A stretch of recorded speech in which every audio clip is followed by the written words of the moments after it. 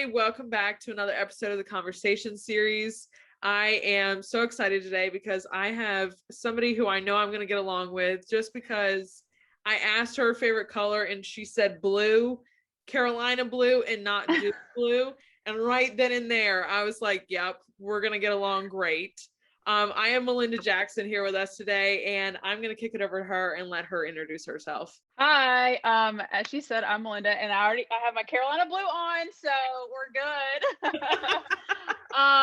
So my zodiac signs, I am totally into this stuff. I'm an Aries sun, a Gemini rising, and a Capricorn moon. Which is basically all a big contradiction.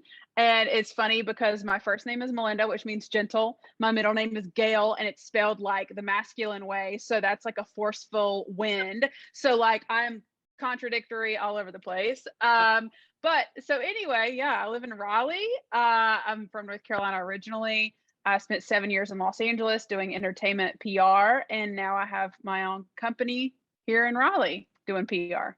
Awesome. Now, do you like to say company or do you say firm? Either one, it doesn't matter. I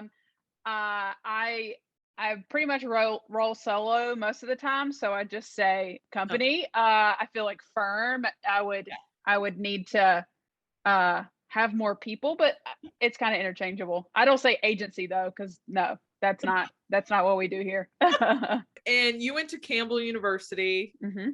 Which I went to ECU for 2 years. So every time I was going back and forth to ECU, I always like passed right by Campbell. Bowie's Creek. Yep, exactly. But you have always said you came into PR by accident. Mm-hmm. How was that an accident? So that's literally what I always say. It's funny. So I went to Campbell. I grew up about 10 minutes from Campbell. So I grew up in Irwin. I sometimes say Dunn. They're literally the same thing. Yep. Don't listen to my dad. My dad heard me say that, he'd freak out. But the literal Dunn line runs through our backyard. We had a Dunn phone number and an Irwin address. It's all the same thing. Anyway, so I grew up 10 minutes away. I did not want to go to Campbell. I wanted to go to ECU because all my friends were going there. Yeah. And I wanted to be a teacher because my mom said they always need teachers. And so I'm like, okay. Originally, I had wanted to do film studies at UNCW, but my parents said, girls don't do that. You'll never make any money. And I'm like, okay. So ECU to be a teacher, it was going to be. Well, then I got waitlisted for the teacher program. Yeah. And that was right when they started like cracking down, trying to like make ECU a better school. So all my friends got in except for me. And I'm like, okay. So Campbell was the next option.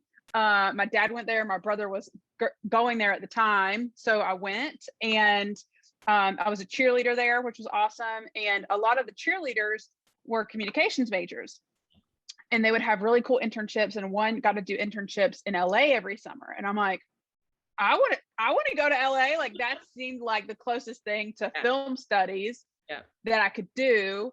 And that was around the same time that The Hills came out. So all those girls were working in PR in LA. And I'm like, wait, I think that's what I could do, and not just because, they did it, but I'm like, no, this seems like something I would like to do. Yeah. So I changed my major to communications from history, and just through that, kind of like figured out what PR was. I realized like everybody wants to do marketing, but traditional marketing was not my thing. Yeah. PR was more forward facing, and you're out and you're talking to people and you're being super creative and having fun and connecting people. And that's what I wanted to do. So that's kind of how it happened. Nice.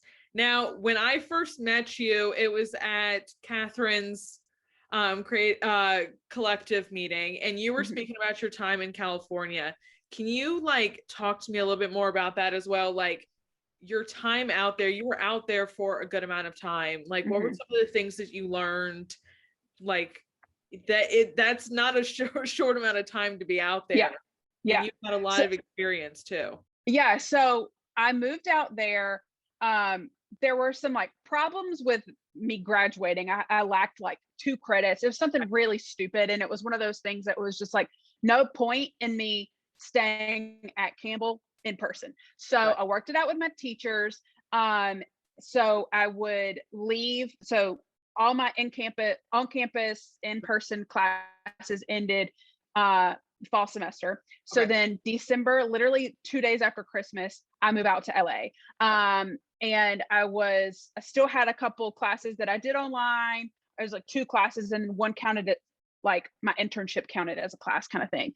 And I was applying for jobs. This was in 2009, 2010, recession. No one can get a job anywhere. Everybody's just going to grad school or law school. And I'm just trying to find a job. Could not find anything in LA. Was just hustling. I did 3 internships at once, just trying to get the experience that I wanted. And just trying to get people to take me seriously, because I came from a state and a school that no one knew. And I'm competing against people that just graduated from UCLA or USC, and their dads were executives at Warner Brothers or Capitol Records. And so they all had a name behind them, and I didn't have any of that stuff. So it was just hustle, hustle, hustle, working multiple jobs at once. Like, looking back, I really don't know how I did it. I slept on someone's floor. I shared a room with them for like 4 months. I slept on the floor. I didn't have a bed. But to me, I just knew I had to make it. Like, like, once I get that in my head, I'm like, let's figure it out. So I hustled a ton. Finally got like a part-time job at a firm, which it ended up being a full-time job, but it was part-time. So I had to have like a couple of jobs still. And I just made it work. Like, I interned at a traditional entertainment PR firm, a fashion PR firm, an events agency, just doing everything I could. And then finally, after a year, I got hired on full-time somewhere. And I was the just like junior publicist kind of thing. And I worked at that firm for 6 years and worked my way up. And it was a small firm, but it was a really cool opportunity because my boss still let me help out other friends that also work for small firms. And so, I was doing red carpets all the time, and they weren't necessarily always my clients, but I was helping out friends, and I was still getting that experience in those contacts. Cool. And so, yeah, I mean, LA was hard. After a year of having roommates out, and I finally got a full-time job, I moved in by myself, and I lived in that same apartment, tiny studio apartment on a sketchy street in Hollywood, in the Hollywood. And I made it work. Like, that's literally all I could say is I made it work, and I hustled, and I did everything I could to really try to get as much experience as possible, connect with as many people as possible.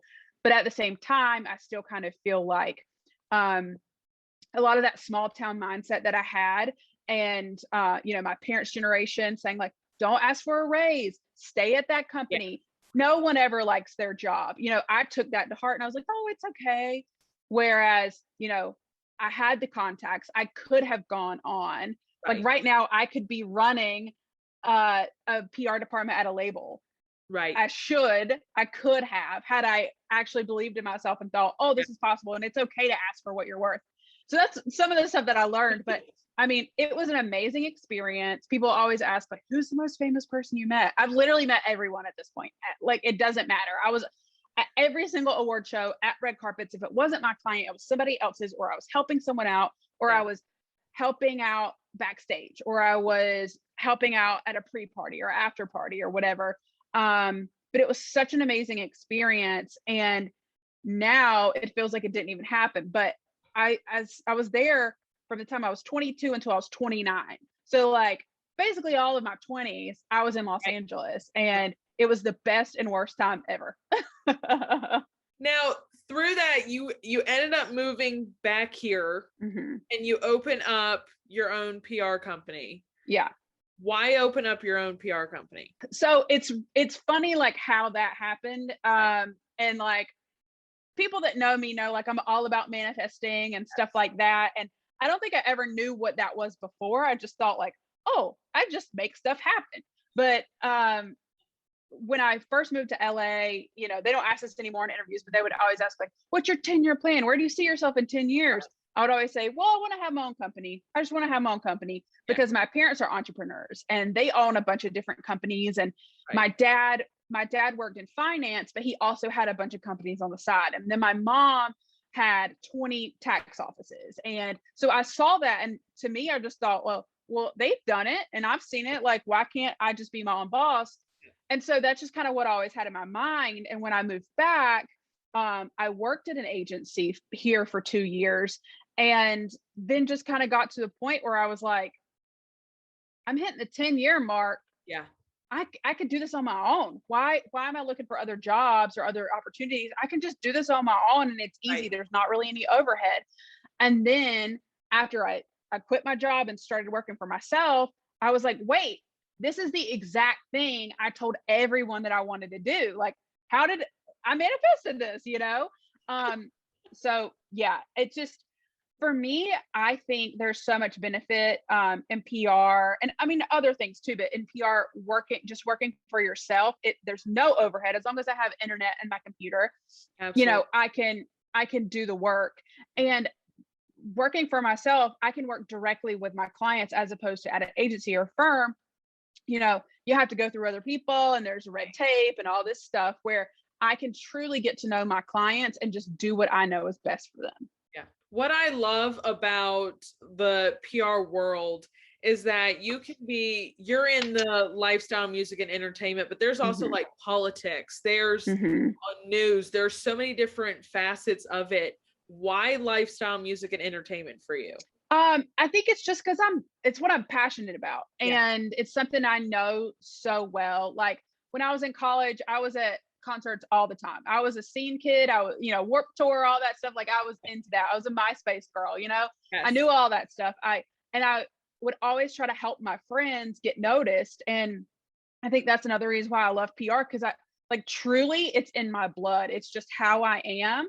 And if I didn't work in PR, I'd still do it, on some level. But like, I love helping artists grow. I love, with lifestyle and entertainment, there's so many other things that you can be creative with. And it's not just, oh, let's just get you an interview. It's like, oh, well, we can get playlist ads, or like, let's figure out a partnership. And there's so many other things that you can do. I truly, truly love that. And while all of my clients right now are not just lifestyle and music and entertainment, I still kind of treat my more corporate clients like that as well. And it's like, okay, well, let's figure out other opportunities that aren't boring and like a business journal. Let's find some really cool podcasts that you can be on. Now, you have like a huge list of services that your company provides: public relations, influencer marketing. You do all kinds of writing, media training. Is there a favorite that you love to do for clients? I mean, like, honestly, I just love just straight up PR, because the way I do it is not what other people do. I don't live and die by a press release. Right. And I think so many publicists do that. It's like, listen to press release and hope it works. That doesn't work. I try to discourage my clients from press releases all the time. I'm like, no, let's be creative. Let's figure out something cool.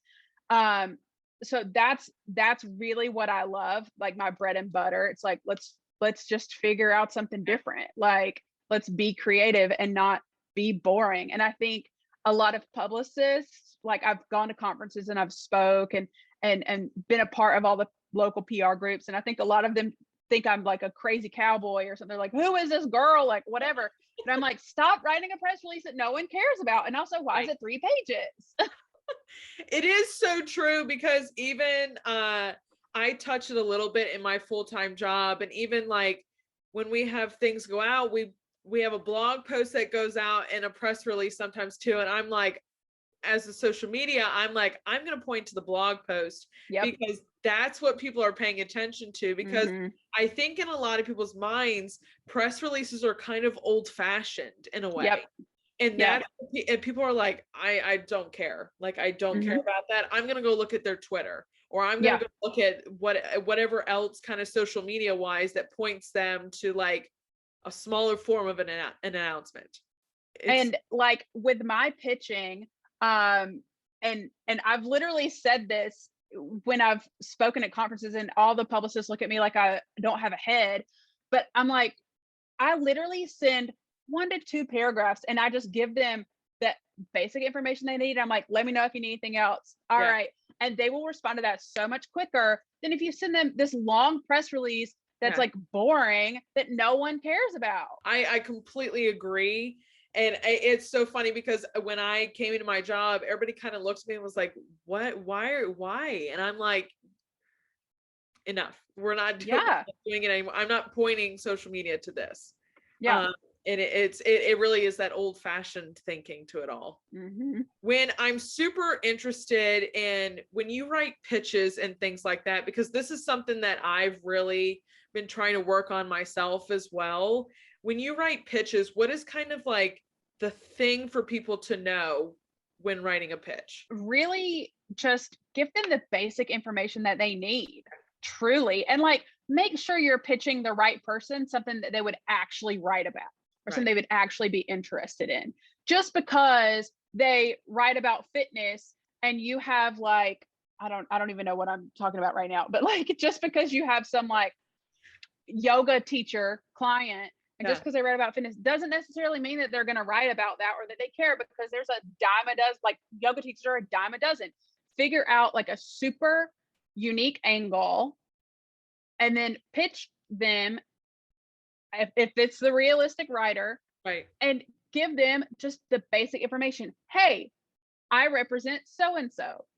Here's a couple of things I think you'd be interested in. Okay. Let me know if you're doing any stories on this anytime soon, or if you have any thoughts of how we could collaborate for coverage, something like that. One of the last PR conferences I spoke at, the topic I spoke on was media relations, like, okay, like how you as a publicist relate to the media. And I went to all these journalists that I know, and I'm like, okay, tell me how you like to be pitched. Tell me what gets on your nerves. And that's in my presentation. And everybody is like, just tell me what I need to know. Just give me a little bit and I'll tell you yes or no, and that's it. Love that. I love that. And I think going to people and kind of the exact source and getting that information is super, like, that's awesome to hear, because then it's real.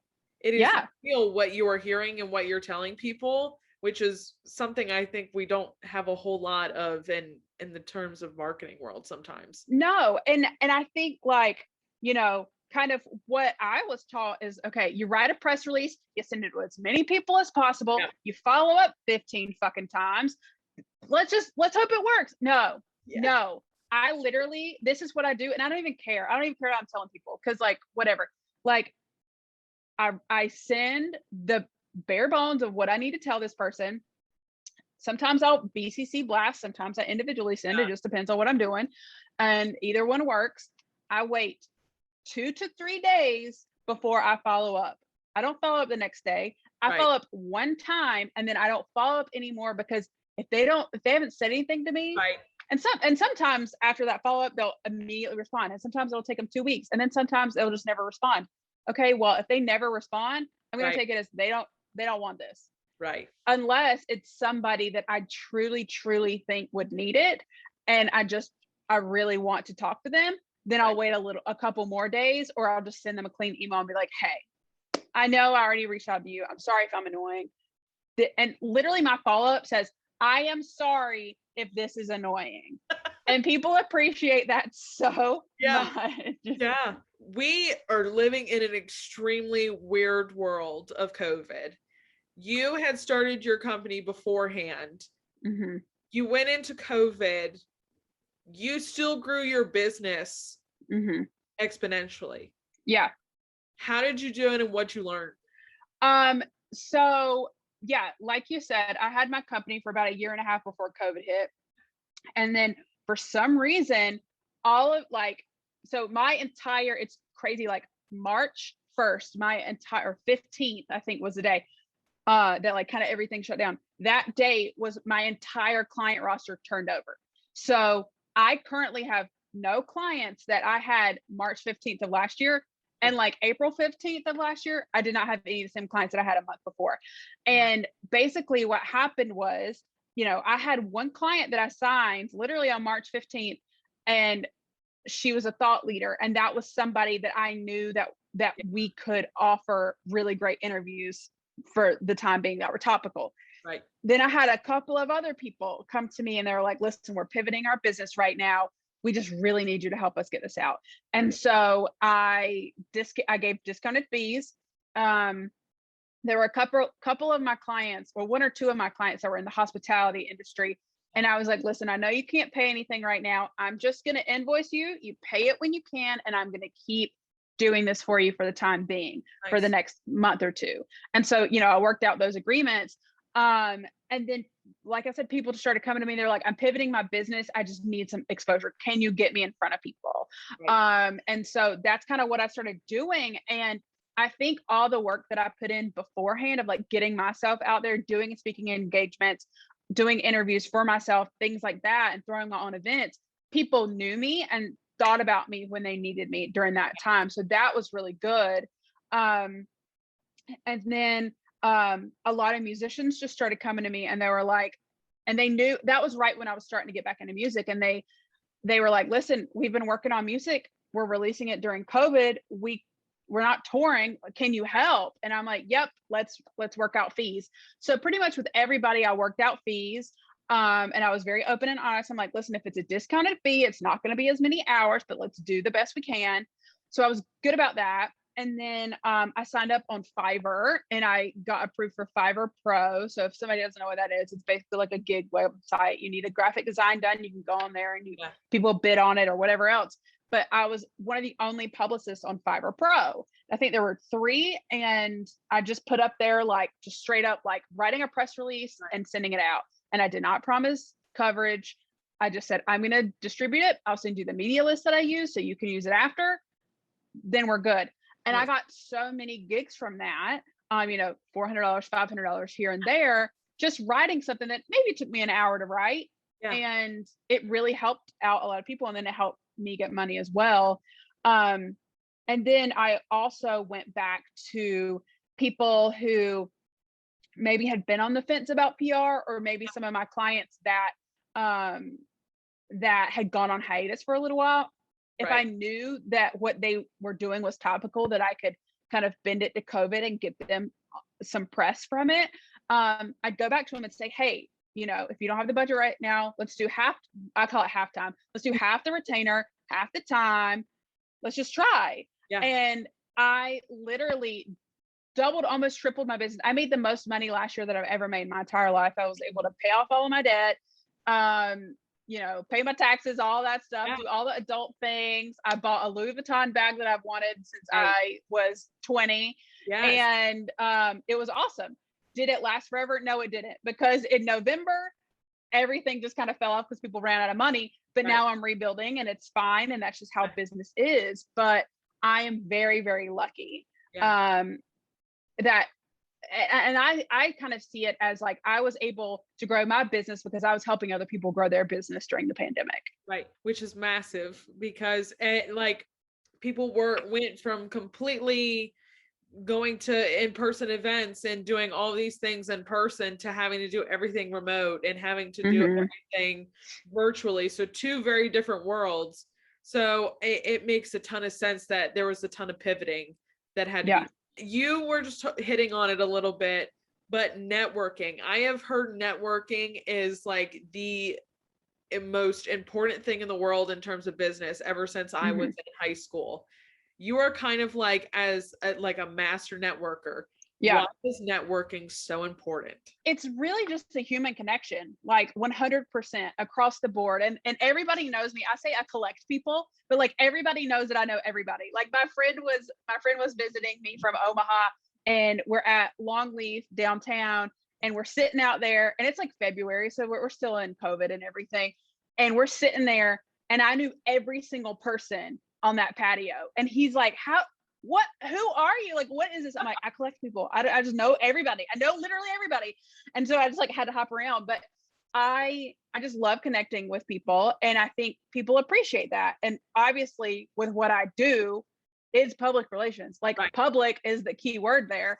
And so it's so important because, and I tell my clients this all the time, because I'll have a lot of clients who are like, I don't really want my face out there. I don't really know. I want the company to be the subject, not necessarily me. Well, people need to know the person behind the company. People want that one-on-one connection. They want it to feel like they're connected with you, because then they'll connect with your business or they'll support you. And so that's just so important. It's just the human interaction, especially right now. And I always say this, I always brag on it. I have only pitched myself to one potential client ever, and I got them. Everybody else has been word of mouth. Everyone else has come to me. Wow. And I take so much pride in that. Yeah. Because people just know, and people know that I'm going to take care of them. And that's literally why networking is just so important. I love networking, especially like doing things like this. Like I love having conversations because then you learn from people. You have Mm-hmm. like you take in things from other people that you were like, I didn't know, or I didn't like, I now have this experience, or I have this knowledge now. So I think that has been the biggest, networking has always been the biggest thing. And it's the thing that I pass down to people that are interns and now under me now, or are like even family members who are now getting ready to go into college. I'm like, network as much as you Mm-hmm. possibly can, because you will for sure need it. um I've always said, try to network with somebody in at least one type of industry, Yeah, whether it's sports, entertainment, or something, because you might end up wanting to be in sports, or you might end up wanting to be in something else that you can be like, okay, yeah, I know somebody here who can help me. And it, absolutely.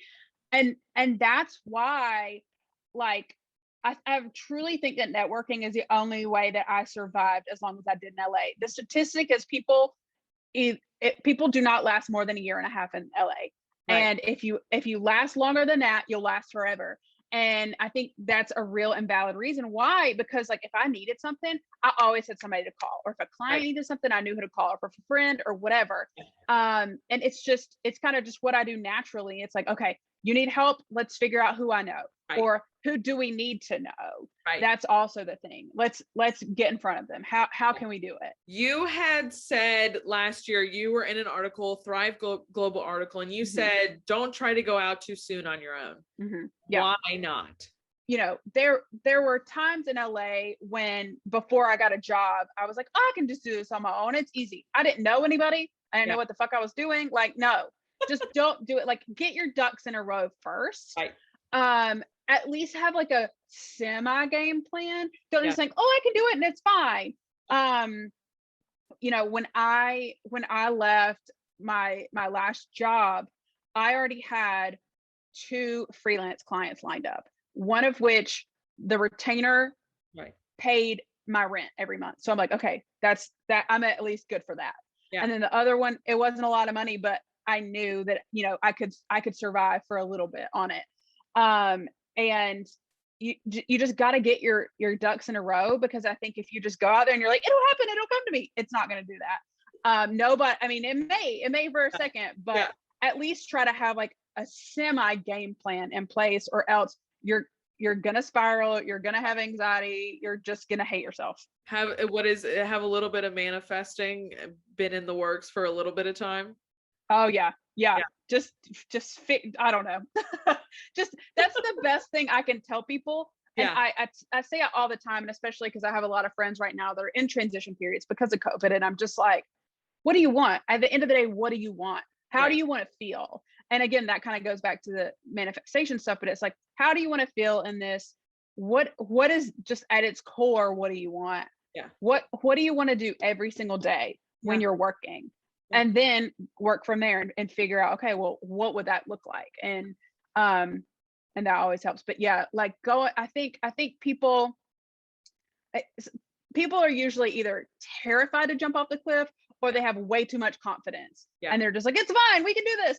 You got to find a happy medium Yeah. somewhere. In your rebuilding of your business right now, coming a little bit out of COVID, what are you most Mhm. excited about? I mean, I just love helping people grow their business, Yeah. and just seeing how one media hit can completely change things for the better for them.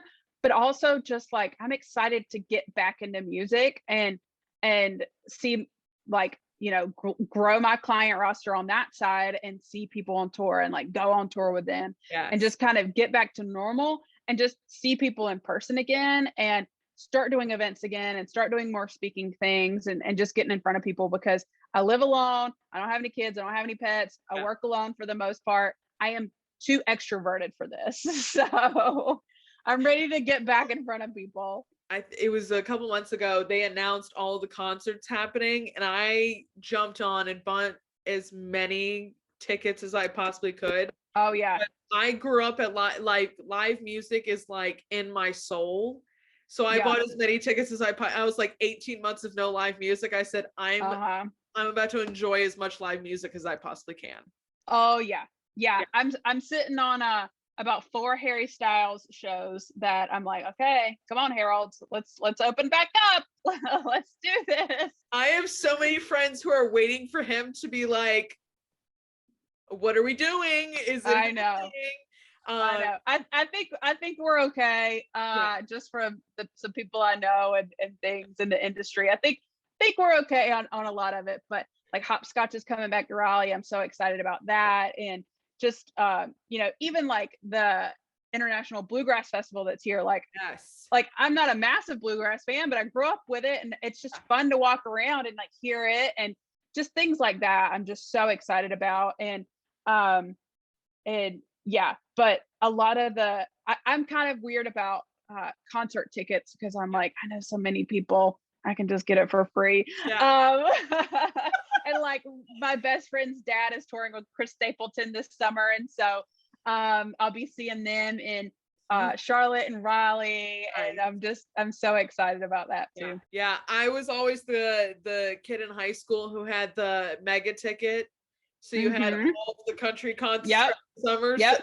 Even if it was a lawn ticket, I was Uh-huh. thrilled because I was getting to see all of these country artists. Well, the long ticket is where you wanted to be in high school because you're out Yeah. there with all your friends and Yeah. and everything, and everybody's passing around like one beer Yeah. with like the 15 people. Yep. Yep. You had the one person who actually looked like they were 21 and Yep. get cocktails, and then you were That like all standing Yep. really clustered together. Yep. That Yeah. was my brother. He had a mustache in like 8th grade, so I think he did that for most people. Love that. In terms of right now, we have so many different new outlets like podcasts. Everybody has a Mhm. podcast now. Yeah. And like, is there an outlet that you are kind of vibing with the most right now to get Oh God. clients onto? Well, you mentioned Thrive Global. I love what they do. It's Ariana Huffington's website. I think they do like a really great job of showcasing people. Yeah. And she's just awesome anyway. So I love that. And yeah, I mean, that's hard because there's so many and I have so many different clients Yeah. for things. And I have friends that are journalists that just cover anybody I send them. And so that's awesome. Like I think and she's one of my really good friends and it's a great outlet. But my friend Madeline works for American Songwriter and Oh, yeah. she covers all my clients, but she does such a good job. Yeah. Like I'm always like, you are like a true music writer, and you could tell she's a true fan, and she's such a good storyteller. So I'll send this to her when you post it. But yeah, anybody go look up Madeline's stories on American Songwriter. She just had like 3 or 4 in the latest issue, and she's Right. she's such a good writer. I love, and anytime anybody says it to me, I love the art of storytelling. So anybody who Mm-hmm. does it really well, I always pass it on to other people who might find it interesting just because I think there's such a power in storytelling. Especially Absolutely. these days. Well, it's the connection. It's the Yeah. connection, and that's kind of what I keep saying. It's like across the board, people just want to feel connected to something, and like that's why networking is so important. That's why storytelling is so important. You just want to feel a part of something. I couldn't agree with you more. One of the last questions I have for you, you've been really open through your time in California and coming back here about mental health. Mhm. Why is mental health so important to you? I think I'm one of those people that's kind of always struggled with anxiety, and I don't necessarily know that I always knew what it was. And in my family, typical Southern Christian family, it's always a taboo topic. And my grandma had some mental health issues, and I think that kind of created some stigma and just like kind of hurt in my family. And so people never wanted to talk about it. And I think maybe my family didn't want to always say, oh, I think Melinda has anxiety and I think Melinda has depression. And so when I kind of always felt it. And then when I was 19, I was a freshman in college. College is hard anyway, and it's the first time, like, I was living in an off-campus apartment, first time I've ever been away from my family like that. And I had just like some weird bullying stuff going on and just like weird normal life stuff. And I just kind of broke down and I had this crazy rash that I could not get rid of. And we did all these tests. And then finally, the doctor was like, I think it's like anxiety. Like, I think it's just something like that. And I was like, okay, that's what this is. And so I went on medicine for a little bit, but again, the stigma around that, like I was kind of embarrassed about it. My mom told me not to tell anybody. She was like, let's just do the one prescription and let's not do it anymore, kind of thing. She's like, I don't like how you are on this. Let's just not do it. And so I went off of it. And then from there, it was like, okay, well, if this is a thing I have, I need to figure out what triggers it, what makes it better, all of that stuff. And it took me a long time. And when I was in LA, everything kind of got heightened. I mean, first off, you're overstimulated all the time. You're working in really high stress environments. You're alone, completely alone on the other side of the world. You're poor as shit. Like, it's just all these things are stacked against you.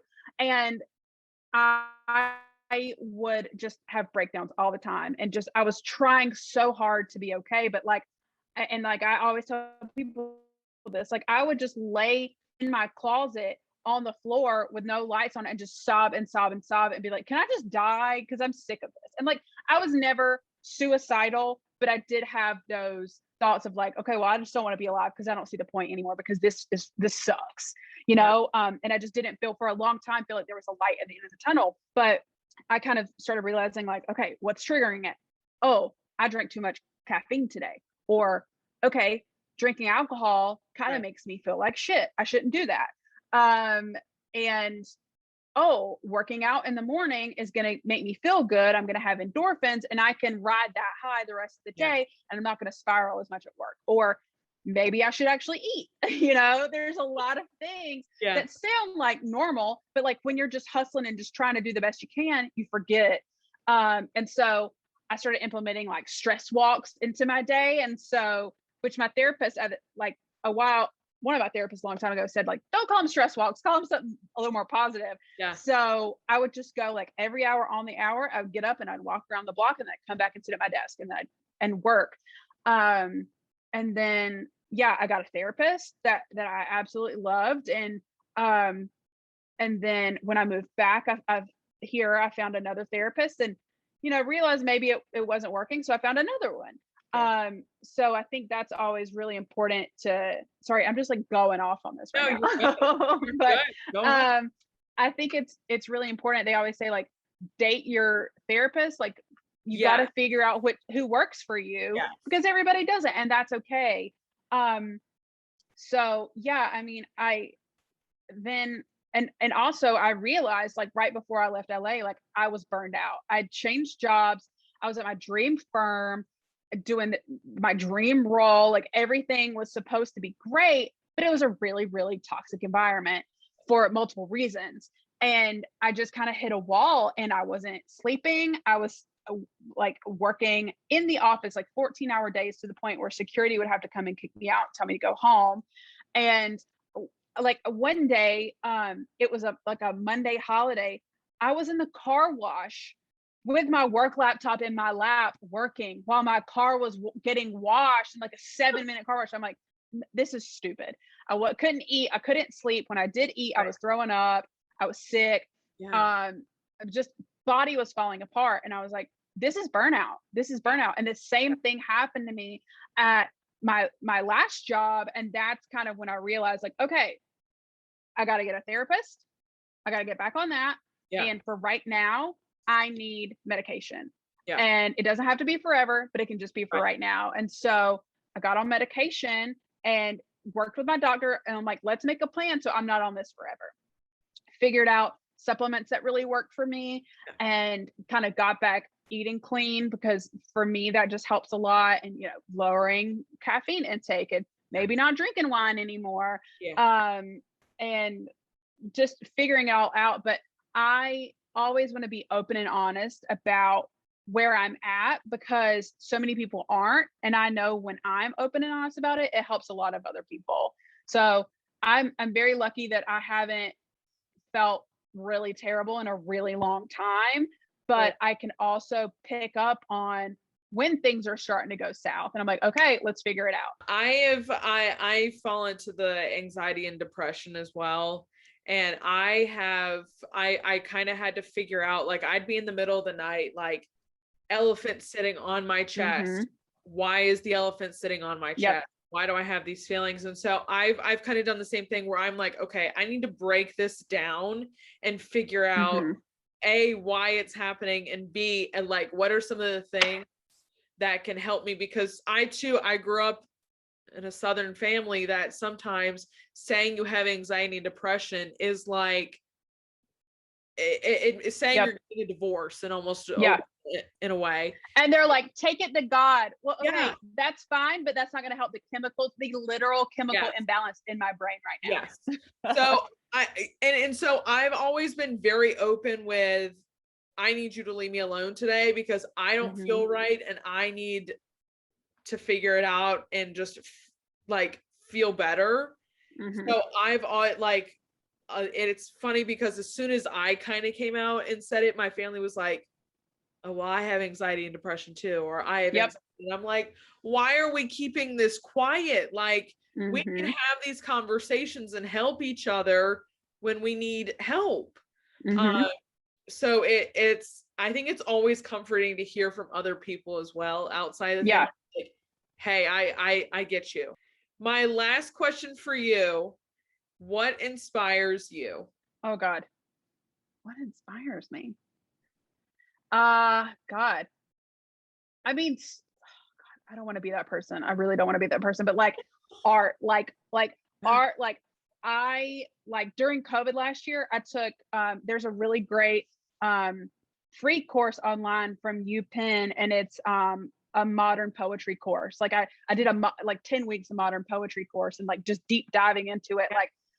Like when I say art, I mean the overarching art, like music, poetry, reading, going to art museums, photography, like Yeah, all of that stuff just like gets me so excited. And it translates into, the rest of my life. Obviously, there's a reason why I want to do lifestyle and music and all that stuff, PR, because I want to get it out there and I want other yeah, people to see it and get excited by it. But like that, I love that. And just I call them granny walks. Like I go on granny walks, and all my friends laugh at me, but like I'll go to like the art museum or like Lynn or whatever to visit the turtles, and I just go on my granny walks and I just like decompress. And I'm like, okay, and that's my time to think. It's like a meditation. It's like, okay, what can I be doing for my clients? And like, oh yeah, getting excited. But yeah, art and nature. there you go. There you go. Melinda, thank you so much for coming and talking. Oh, I thank appreciate you. it so much. You guys, all of Melinda's socials are going to be linked down below so you can go check it out along with her website and her blog. Thank you guys for stopping by and watching, and I will see you guys back here next time. Bye, y'all.